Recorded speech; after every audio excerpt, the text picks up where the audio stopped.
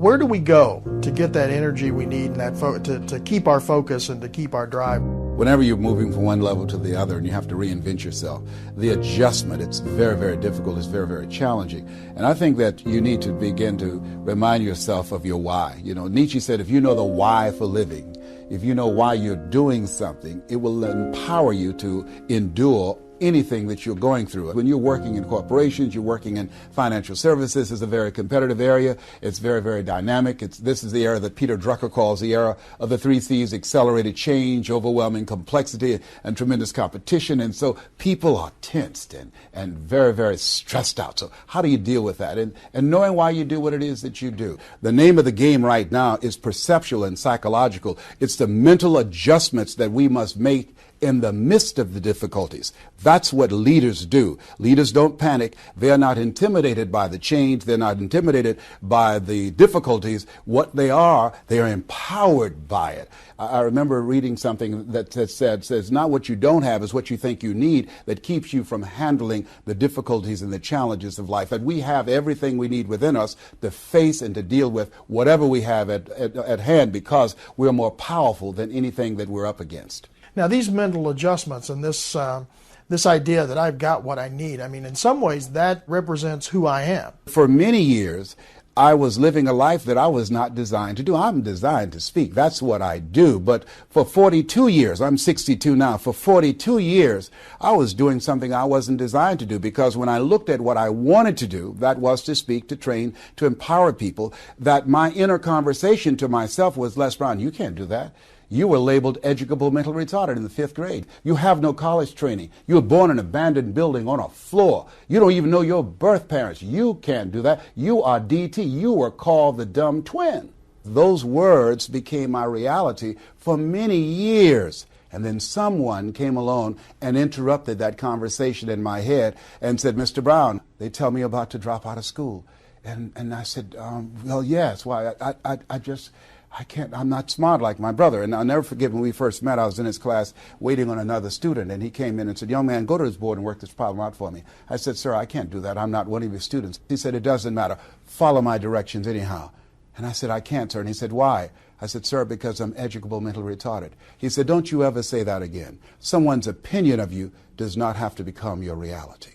So now this man changed how I saw myself. When I saw myself as the dumb twin, and that was the conversation in my head. That was given to me. That's what I believed. I accepted that. So the things that I was up against academically, they began to appear not as difficult as I thought they were, because now he empowered me. Before then, right before then, up to that point, the things that were placed before me, I would stumble, I would slow the class down because I was convinced that I was dumb. I believed what they said to me. And this guy came along and he changed my perception of myself. Someone said that people don't live life as it is, they live life as they are. And so what we have to do as leaders, I don't care where you are in customer service, managing people, that you have to do during the tough times, you have to bring the best out of yourself. So it's right now. It's at this time of the struggle. We go through a restructuring. We have competition that's doing weird stuff out in the market. And what you're saying is it's right now that tests my mettle, that builds me as a leader. Yes, without any question. The sign that I saw the other day that said, if you're going through hell, don't stop. Keep moving. You know, you got to continue to move. And if you continue to move and make the adjustments and fine tune your strategy and let the people on the organization know, hey, look here, we're going to make this happen. And here's what they have to do. They have to come from a place of it's possible. And once people begin to know that it's possible, then they begin to work within that framework. Sometimes we have to be intelligently ignorant. Many people fail to achieve the goals that they're capable of doing because they judge according to appearances, they know too much, and they think themselves out of it. What we have to do in this point in time, at this period of our history, is begin to be open to the possibility that it's possible, that we can do this. And the next step is that it's necessary. It's necessary that we find a way to make this work, that we look for ways to optimize the efficiency of our operation. It's necessary that everybody gets on the same page. It's necessary that we develop one vision, one voice, and higher standards on how we're going to begin to drive the culture to impact our bottom line, to begin to take the level of customer service that we envision to another level to dominate the marketplace. It's necessary.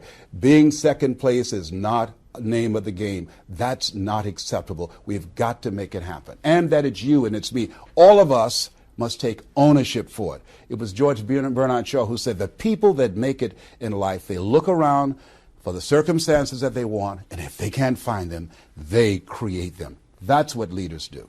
And how do I take that picture that I have and get my employees to really see the possibility as well? Speed of the leader, speed of the group. You have got to buy into it. You've got to believe it. The difference between leaders and people that are followers. Leaders, it's a whole different standard for them. You know, it's a difference between being in the business and the business being in you. That it has to be who you are and that you set the pace for the organization. If the leader becomes cynical, if there's any doubt, if you don't have absolute faith that you can make it happen, if you become cynical, if they sense that you don't believe that it can happen, if you start complaining about the fact that you can't get your higher-ups to answer, or there's so much political bureaucracy that we have to deal with, that you're frustrated, that you don't know what to do, that you're pulling your hair out, that you can't sleep at night because of the fact that it's out of your control. If you have that victim mindset and feeling powerless, that nonverbal communication, your facial expression, your energy, the spirit of who you are, that will permeate and contaminate the spirit of the organization. Many leaders, their effectiveness with their people, their impact, their influence begins to diminish because they don't take the time to sharpen their minds, to build their faith, to build their skills, to empower and increase their confidence in themselves. So part of what we have to do, all leaders, you have to take time to pour into yourself. And you've got to also reach out. You've got to have a board of advisors, and it's your support committee that will give you a home court advantage. More teams win at home than they do on the road. 87%. Why? Because they have people cheering for them. I think that all leaders should have people around them, their group, their mastermind group, that will help to pour into them. There's safety and counsel that they can talk to. One of the things I always tell leaders that ask for help, not because you're weak, but because you want to remain strong. And ask for help, and don't stop until you get it. What do I do if I'm just not interested in playing this game? You know, it's easier. Maybe I'll just coast it out. You know, some of us have had our careers for a long time. Yes. Can't I just mark time until this passes, or, you know, until something new comes along? You can't do that. You can become a volunteer victim and choose to play your life out like that. What if you live your whole life only to discover that it was wrong? That you just showed up, they paid you just enough to keep you from quitting, and you worked just hard enough to keep from getting fired. I had a friend of mine say to me, I was in radio at that point in time, working for Skyway Broadcasting Company in Columbus, Ohio, and this guy named Horace Perkins, he was the head of sales. He said, Les Brown, you are sorry. I said, what do you mean, man? You know, I'm sorry. I'm the #1 personality in the morning here in Columbus. What do you mean? He said, it's still not enough. You can do better than that, man. Your abilities, your talents go beyond this microphone. You can do more than that. You're more than just a disc jockey. I said, well, how do I do that? He says, never ask how. Just make your commitment that you're going to develop yourself, man. He said, live full, Les, and die empty. Wow, that grabbed me. I did not know at that point in time, I just saw myself as a disc jockey. He challenged me. You know, Robert Schuller said, you either expand or you are expendable. Today, you've got to be flexible, you've got to be adaptable, you've got to be versatile, and you've got to take responsibility for your own education, for taking control of your own career and advancing yourself. Taking responsibility for your life. You're not doing it for the corporation. You're not doing it for your supervisor. You're giving your best at all times, under all circumstances, because that's who you are. I think there's a principle there that sometimes it's just my sheer commitment and willingness to keep hammering away at what I know needs to be done. I'll never forget, Mr. Washington said, Mr. Brown, I said, yes, sir. He said, what do you want to do with your life, young man? I said, I want to take care of my mother, sir. My mother's a domestic worker in Miami Beach. You know, we used to eat the food left over, Todd, from the families that Mama cooked for. They would say, Mamie, whatever food is left over, you've adopted these 7 kids. Mama was 46, had a 3rd grade education. They said, you can pack it up and take it home and feed those children that you have adopted. And had they not done that, many nights we would have gone to bed hungry. And wow, I admire this woman. Saw her on knees scrubbing floors and cleaning toilets to take care of us. And looking at her example and her relentlessness and her unstoppable spirit, she didn't let anything stop her. And as we begin to look at ourselves and look at our lives and look at where we are, one of the things that I know that we can do more than we can ever begin to imagine. But many times we have to begin to look at ourselves and realize that who we've been up to this point has not cut it, and we've got to begin to challenge ourselves to dig deeper. Einstein said the thinking that has brought me this far has created some problems that this thinking can't solve. And as leaders, we have to begin to look at ourselves, and we have to be the message that we bring. And if we want to produce greater results out of our people and where we are, we've got to radically change who we are. And I'll tell anybody listening to us right now, what is it about you that you know that one thing, that if you radically change that one thing, it will change your leadership. It will spark a new level of inspiration in the people that you're working with and take them to another level. What is that one thing?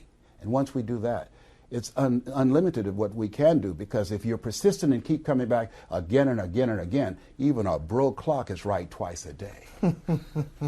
Now, isn't it true, though, that when it comes down to that one thing, I'm pretty comfortable with my faults.